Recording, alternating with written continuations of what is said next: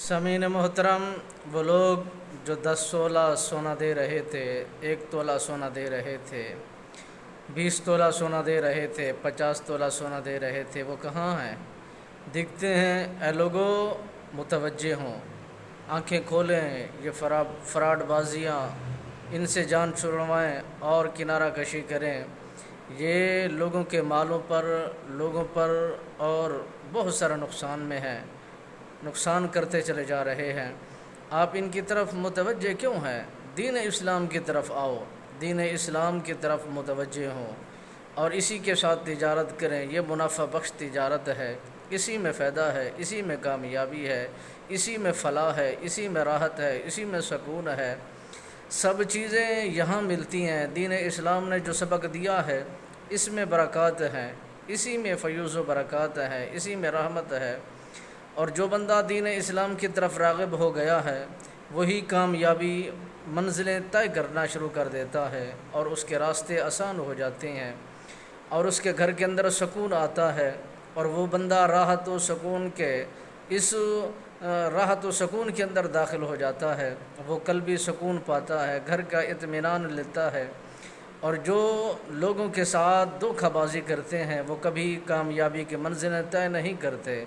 جب انسانیت کی ہمدردی کا اصول ہے، جب انسانیت کی ہمدردی کا سبب بننا چاہیے، اس وقت یہ سارا جگ، سارا زمانہ سو رہا ہے۔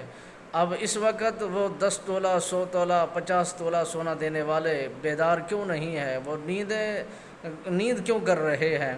اب لوگوں کی ہمدردی میں وہ اپنا کردار کیوں نہیں ادا کرتے؟ وہ اپنے آپ کو زہر کیوں نہیں کرتے؟ وہ اپنے آپ کو پہل رکھنے کے لیے ذوق و شوق کو کیوں نہیں پیدا کرتے؟ اس لیے کہ یہ خالصتاً اللہ کی رضا ہے، وہاں لوگوں کا دکھاوا ہے، وہاں لوگوں کو اپنی طرف متوجہ کیا جاتا ہے۔ پہلے اس طرح کی مجالس میں جانے کے لیے ٹوکن لیا جاتا ہے، پہلے وہ لوگوں کو اس طرف موٹیویٹ کرتے ہیں، خریدتے ہیں، متوجہ کر کے وہ انہی کا پیسہ انہی پر لگاتے ہیں۔ یہاں تو جیب سے لگانا پڑے گا، یہاں تو لوگوں کی امداد کرنی پڑے گی، یہاں پر تو لوگوں کا سہارا بننے کے لیے مشقتیں اٹھانی ہوں گی۔ اسی میں برکات ہیں، اسی میں فائدہ ہے، کیونکہ رب نے فرمایا کہ جب ایک انسان کو جس نے انسان نے بچایا، پوری انسانیت کو اس نے بچایا۔ جب ایک انسان کی ہمدردی کرتا ہے تو اس میں خدا کی رضا کو شامل حال کرتا ہے، تو پوری انسانیت کی ہمدردی کا اسے اجر ملتا ہے، ثواب ملتا ہے۔ تو آئیے خدا کے حضور سجدہ ریز ہو جائیے، اپنے ذوق کو دوبالا کیجئے، لوگوں کی ہمدردی میں پہل اپنا کردار ادا کیجئے۔ دیکھیے خدا جزا کیسے دیتا ہے، دیکھیے خدا رحمتوں کا نزول کیسا کرتا ہے۔ یہ ساری مصائب، ساری تکلیفیں، ساری مصیبتیں ٹل جائیں گی جب انسان کا اندر کا مزاج بدل جائے گا۔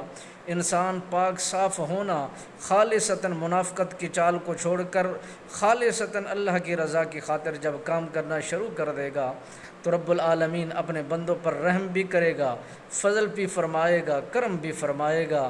آئیے اس کرم کی طرف، اس کے فضل کی طرف متوجہ ہوں، اپنی جھولیاں بھریے اور اس سے لگاؤ، مستقل لگن کے ساتھ اپنی توجہ خدا کی طرف منسوب کیجئے۔